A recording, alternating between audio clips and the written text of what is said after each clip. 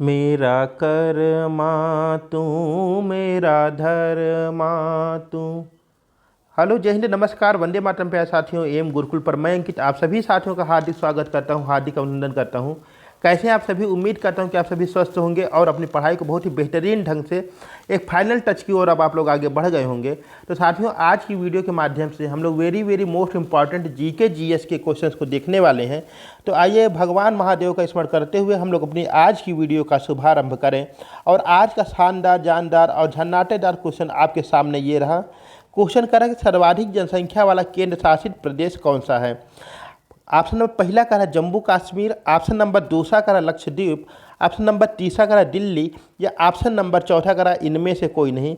आपको उस यूटी का नाम बताना कि जहाँ पर सर्वाधिक जनसंख्या, जहाँ पर सर्वाधिक पॉपुलेशन आपका देखने को मिलता है। अगर हम लोग भारतवर्ष की बात करेंगे तो 28 राज्य और 8 केंद्र शासित प्रदेश को मिला करके भारतवर्ष अपना बना हुआ है। तो इसमें आपकी यूटी की बात किया हो कि वह कौन सा यूटी जिसमें सर्वाधिक पॉपुलेशन आपको देखने को मिलती है। तो अगर इसका करेक्ट आंसर की बात किया जाएगा कि इसका करेक्ट आंसर कौन सा बनेगा, तो ऑप्शन नंबर, अगर हम तीसरे की बात करेंगे यानी दिल्ली, तो ऑप्शन नंबर तीसरा दिल्ली हमारा करेक्ट आंसर हो जाएगा कि सर्वाधिक जनसंख्या वाला जो हमारा केंद्र शासित प्रदेश है वह है दिल्ली। अगर जम्मू कश्मीर की बात करेंगे तो जम्मू कश्मीर की अगर हम लोग देखेंगे तो सर्वाधिक क्षेत्रफल वाला जो हमारा केंद्र शासित प्रदेश है वह हो जाएगा हमारा जम्मू कश्मीर। लक्षद्वीप की बात करें तो सबसे कम क्षेत्रफल वाला, सबसे छोटा क्षेत्रफल वाला जो हमारा यूटी है हो जाएगा लक्षद्वीप। और इसी के साथ ही साथ सर्वाधिक जनसंख्या वाला तो दिल्ली हो गया, अब सबसे कम जनसंख्या वाला कौन सा केंद्र शासित प्रदेश है वह भी हो जाएगा हमारा लक्षद्वीप। इस तरह से देखा जाए सबसे अधिक जनसंख्या वाला कौन सा केंद्र शासित प्रदेश है तो वह हो जाएगा हमारा दिल्ली। चलते हैं आगे अपने आज के नेक्स्ट क्वेश्चन पर। और आज का नेक्स्ट क्वेश्चन आपकी प्यारी सी स्क्रीन पर ये रहा। कह रहा कि उत्तर प्रदेश का राजकीय पशु क्या है? ठीक है, पहला ऑप्शन कह रहा बंदर, ऑप्शन नंबर दूसरा कह रहा सारस, ऑप्शन नंबर तीसरा कह रहा शेर, या ऑप्शन नंबर चौथा कह रहा बारहसिंघा। तो उत्तर प्रदेश का राजकीय पशु क्या है यह आपको बताना। बहुत ही आसान सा क्वेश्चन है आपका और कई बार आपके एग्जाम में पूछा गया है। देखिए, आपके प्रदेश स्तर का जो भी एग्जाम होता है उसमें आपके प्रदेश से संबंधित जानकारी, इनसे क्वेश्चन आपके पूछे जाते हैं और ये बहुत ही आसान क्वेश्चन होते हैं। तो अब आपसे पूछ रहा है कि उत्तर प्रदेश का राजकीय पशु कौन सा है, तो इसका जो करेक्ट आंसर बनने वाला है वह हो जाएगा आपका ऑप्शन नंबर चौथा यानी कि बारहसिंघा। क्या हो जाएगा? ऑप्शन नंबर चौथा स्वेम्प डियर हो जाएगा, बारहसिंघा हो जाएगा उत्तर प्रदेश का राजकीय पशु।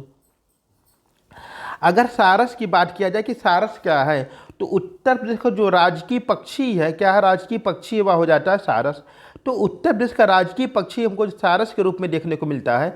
और पशु की बात करें स्वेम्प डियर यानी कि बारहसिंघा के रूप में देखने को मिलता है। बहुत ही बढ़िया क्वेश्चन है। चलते हैं आगे अपने आज के नेक्स्ट क्वेश्चन पर। और कह रहा राउरकेला संयंत्र की स्थापना किस देश की सहायता से की गई? ऑप्शन नंबर पहला कह रहा यूएसए, ऑप्शन नंबर दूसरा कह रहा ब्रिटेन, ऑप्शन नंबर तीसरा कह रहा जर्मनी, या ऑप्शन नंबर चौथा कह रहा सोवियत संघ।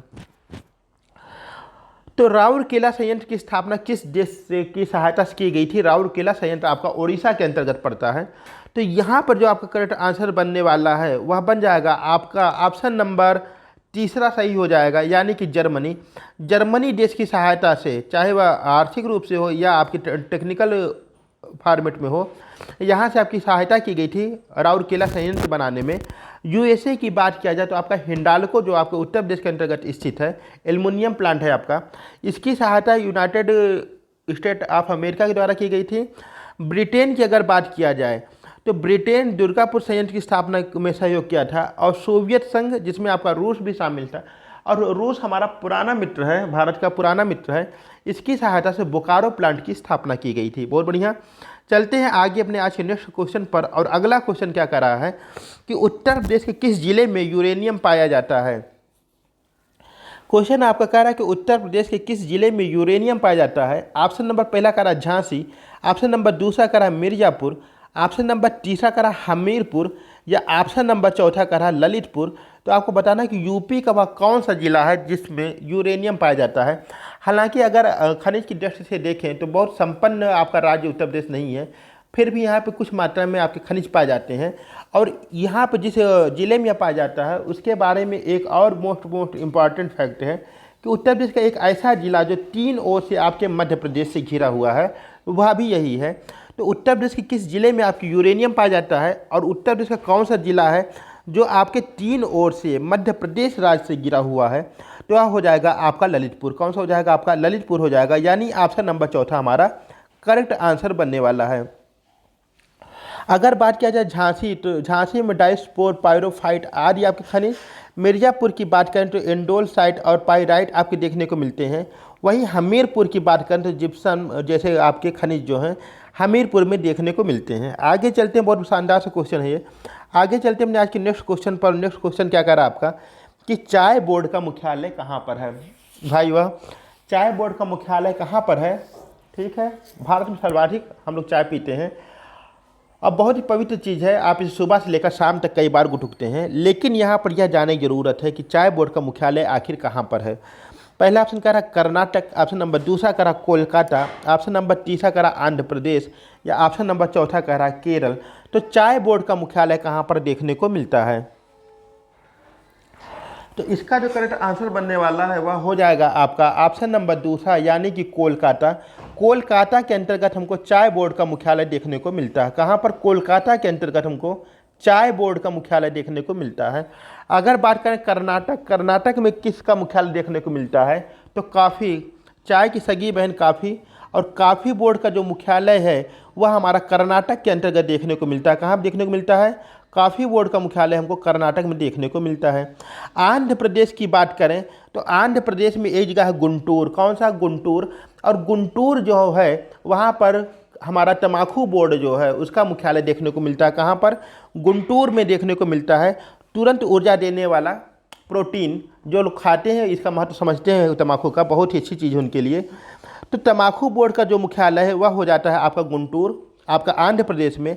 और जो आपका रबर बोर्ड है, रबर बोर्ड का अगर मुख्यालय की बात करेंगे तो केरल में जगह कोट्टायम, और कोट्टायम में ही आपके रबर बोर्ड का मुख्यालय देखने को मिलता है। बहुत बढ़िया। तो कर्नाटक में आपके काफ़ी बोर्ड का मुख्यालय और चाय बोर्ड का मुख्यालय हो जाएगा कोलकाता में। आंध्र प्रदेश में तम्बाकू बोर्ड का मुख्यालय और रबर बोर्ड का मुख्यालय हमारा केरल के अंतर्गत देखने को मिलता है। शानदार सा क्वेश्चन है। आगे चलते हैं, गुरु नानक देव जी को ज्ञान की प्राप्ति किस नदी के किनारे हुई। बहुत ही जानदार सा क्वेश्चन। सत श्री अकाल, जो बोले सो निहाल। और इसी बात पर साथियों, चैनल पर नए हो तो एक बार चैनल को सब्सक्राइब अवश्य कर दें। क्वेश्चन कह रहा गुरु नानक देव जी को ज्ञान की प्राप्ति किस नदी के किनारे हुई। पहला कह रहा निरंजना नदी, दूसरा कह रहा फाल्गु नदी, तीसरा कह रहा गंगा नदी, या ऑप्शन नंबर चौथा कह रहा काली बेन नदी। तो गुरु नानक देव जी को, जिन्होंने सिख धर्म की शुरुआत की, इनको किस नदी के किनारे ज्ञान की प्राप्ति हुई थी, वह क्वेश्चन आपसे पूछ रहा है। एक नया क्वेश्चन आपके सामने देखने को मिल रहा है। तो इसका जो करेक्ट आंसर बन जाएगा वह हो जाएगा आपका ऑप्शन नंबर चौथा, यानी कि काली बेन नदी। गुरु नानक देव जी को काली बेन नदी के तट पर ज्ञान की प्राप्ति हुई थी। निरंजना और फाल्गु नदी एक ही नदी के दो नाम हैं, और यहाँ पर महात्मा बुद्ध को ज्ञान की प्राप्ति हुई थी। किसको, महात्मा बुद्ध को ज्ञान की प्राप्ति हुई थी निरंजना नदी के किनारे, और इसी को फाल्गु के नाम से भी जानते हैं। बहुत बढ़िया। अगर यहीं पर ये क्वेश्चन होता कि महावीर स्वामी को किस नदी के किनारे ज्ञान की प्राप्ति हुई, तो ऋजुपालिका नदी के तट पर महावीर स्वामी जी को ज्ञान की प्राप्ति होती है। खैर, यहाँ पूछा गुरु नानक देव जी को किस नदी के तट पर ज्ञान की प्राप्ति हुई, तो याद रखिएगा मेरे प्यारे भाइयों बहनों कि गुरु नानक देव जी को काली बेन नदी के किनारे ज्ञान की प्राप्ति होती है। बहुत शानदार सा क्वेश्चन था। चलते हैं हमने आज के नेक्स्ट क्वेश्चन पर। नेक्स्ट क्वेश्चन क्या कह रहा है, कह रहा 1857 की क्रांति में मथुरा से क्रांति का नेतृत्व किसने किया था। 1857 की क्रांति में मथुरा से नेतृत्व किसने किया था। ऑप्शन नंबर पहला कह रहा लियाकत अली, ऑप्शन नंबर दूसरा कह रहा देवी सिंह, ऑप्शन नंबर तीसरा कह रहा कदम सिंह, या ऑप्शन नंबर चौथा कह रहा बेगम हजरत महल। 1857 की क्रांति में मथुरा से नेतृत्व किसने किया था, यहाँ से क्वेश्चन पूछ रहा है। तो देखिए, जहाँ पर आपका पहला ऑप्शन है लियाकत अली। लियाकत अली आपके इलाहाबाद से नेतृत्व करते हैं। कहाँ से करते हैं, तत्कालीन इलाहाबाद से आपका नेतृत्व करते हैं लियाकत अली जी। ठीक है। देवी सिंह जी की बात किया जाए तो देवी सिंह आपके मथुरा से संबंधित हो जाते हैं। मथुरा क्षेत्र से जिन्होंने क्रांति का नेतृत्व किया था वह हो जाते हैं हमारे देवी सिंह जी। कदम सिंह जी की बात किया जाए तो आपका मेरठ क्षेत्र से जो है जिन्होंने क्रांति का नेतृत्व किया था वे हो जाते हैं कदम सिंह। कौन हो जाते हैं, कदम सिंह मेरठ से संबंधित हो जाते हैं। और बेगम हजरत महल, कौन? बेगम हजरत महल की अगर हम बात करते हैं तो हमारी लखनऊ से कौन हो जाती हैं? बेगम हजरत महल। कौन हो जाती हैं? बेगम हजरत महल। और बेगम हजरत महल ने 1857 की क्रांति में पुरुषों से कंधे से कंधा मिलाकर इस क्रांति का नेतृत्व किया और इन्होंने यहाँ संदेश दिया कि भारतीय महिला, भारतीय नारी किसी मामले में पुरुष से कमज़ोर नहीं है। चलते हैं आगे अपने आज के नेक्स्ट क्वेश्चन पर। और नेक्स्ट क्वेश्चन क्या कह रहा है कि विश्व के क्षेत्रफल में भारत का स्थान है। तो यहाँ पर ऑप्शन दे रखा है, वो थोड़ा मिस्टेक हो गया लग रहा। यहाँ पर देखिए आपका हो जाएगा विश्व के क्षेत्रफल में भारत का स्थान है। तो यहाँ पर जो आपका करेक्ट आंसर बनने वाला है वह हो जाएगा आपका 7वां स्थान। कौन सा हो जाएगा? 7वां स्थान हो जाएगा। विश्व में क्षेत्रफल की दृष्टि से अगर हम देखेंगे तो भारत से बड़े हमारे 6 देश हो जाते हैं। अगर उनमें सबसे बड़े की बात किया जाए तो हमारा हो जाता है रूस। कौन सा हो जाता है? रूस। तो विश्व के क्षेत्रफल में भारत का स्थान है 7वां स्थान हमारा देखने को मिलता है। ठीक है, चलते हमने आज के नेक्स्ट क्वेश्चन पर। नेक्स्ट क्वेश्चन क्या कह रहा है? कह रहा है हिरोशिमा दिवस कब मनाया जाता है? ऑप्शन नंबर पहला कह रहा 6 अगस्त, ऑप्शन नंबर दूसरा कह रहा 9 अगस्त, ऑप्शन नंबर तीसरा कह रहा आपका 24 जनवरी, या ऑप्शन नंबर चौथा कह रहा आपका 13 फरवरी। तो आपका हिरोशिमा दिवस कब मनाया जाता है? बात होती है आपके 6 अगस्त 1945 की। आपका द्वितीय विश्व युद्ध चल रहा था, सेकेंड वार आपका चल रहा था, वर्ल्ड वार चल रहा था। और इसी में अमेरिका के द्वारा जापान के हिरोशिमा शहर पर पहले बार परमाणु बम गिराया गया था और इसमें एक भयानक तबाही के रूप में देखने को मिलता है। तो 6 अगस्त आपके हिरोशिमा दिवस यानी हिरोशिमा नामक शहर पर पहली बार यूएसए ने बमबारी कर दी थी, परमाणु बम गिरा दिया था और उसमें असंख्य संख्या में नरसंहार हुआ था। यहीं पर नहीं रुका अमेरिका, और इसी के ठीक 3 दिन बाद यानी 9 अगस्त को जापान के ही हिरोशिमा में 6 अगस्त को नागासाकी शहर में आपका बम गिराया गया। तो 6 अगस्त को आपको हिरोशिमा दिवस हो जाता है। 9 अगस्त में आपका नागासाकी, 14 जनवरी की बात करें तो राष्ट्रीय बालिका दिवस के रूप में, और इसी के साथ ही साथ जो अपने उत्तर प्रदेश का स्थापना दिवस है वह भी 24 जनवरी हो जाता है।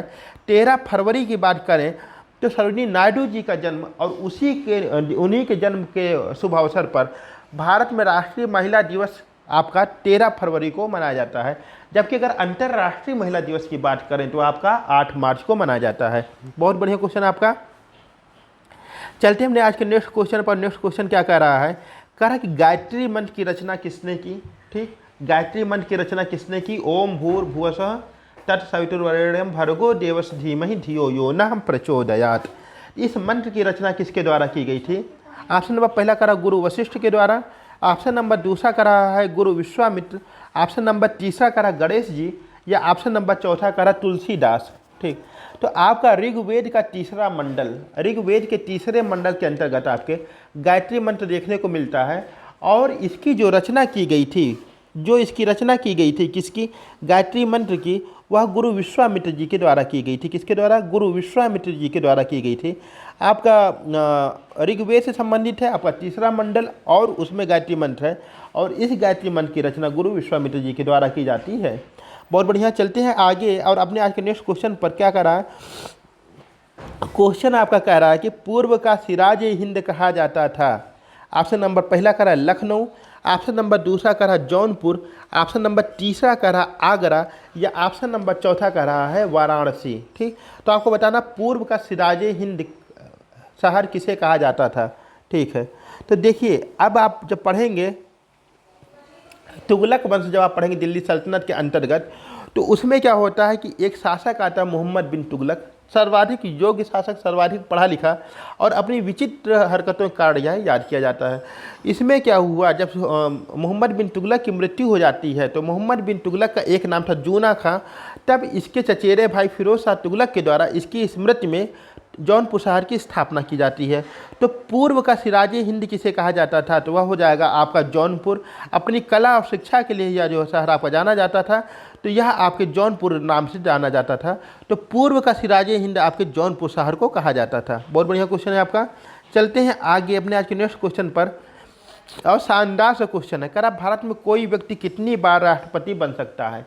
ऑप्शन नंबर पहला करा 1 बार, ऑप्शन नंबर दूसरा करा 2 बार, ऑप्शन नंबर तीसरा करा 3 बार, या ऑप्शन नंबर चौथा करा कोई सीमा नहीं।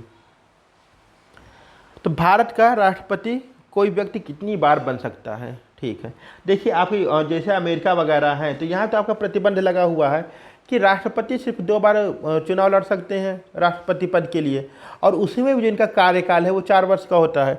लेकिन भारत में ऐसा कोई भी आपकी सीमा नहीं है, कोई भी व्यक्ति कितनी भी बार आपका राष्ट्रपति पद का चुनाव लड़ सकता है या उसको स्वतंत्रता प्राप्त है। ठीक है, तो हालांकि यहाँ अपने यहाँ जो भारत में कार्यकाल है राष्ट्रपति महोदय को आपका 5 वर्ष का होता है। कितने वर्ष का होता है? 5 वर्ष का होता है। भारत का प्रथम नागरिक कहलाता है आपका राष्ट्रपति। ठीक है, चलते हैं आगे आज के मेरे नेक्स्ट क्वेश्चन पर। और नेक्स्ट क्वेश्चन क्या कर रहा है? नेक्स्ट क्वेश्चन आपका कर रहा है कि कोणार्क का सूर्य मंदिर किस राज्य में है? ऑप्शन नंबर पहला कह रहा है जम्मू कश्मीर, ऑप्शन नंबर दूसरा कह रहा है असम, ऑप्शन नंबर तीसरा कह रहा है उड़ीसा, या ऑप्शन नंबर चौथा कह रहा है आपका राजस्थान। तो इसमें जो आपका करेक्ट आंसर बनने वाला है, कोणार्क का जो सूर्य मंदिर है आपके उड़ीसा राज्य में देखने को मिलता है। कहाँ पर? उड़ीसा राज्य में देखने को मिलता है, और यह गंग वंश के शासकों द्वारा इसका निर्माण कराया गया था।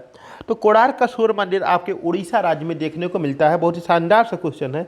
चलते हैं आगे, और आज का हमारा नेक्स्ट क्वेश्चन क्या कर रहा है कि उत्तर प्रदेश की सर्वाधिक सीमा किस राज्य से लगती है?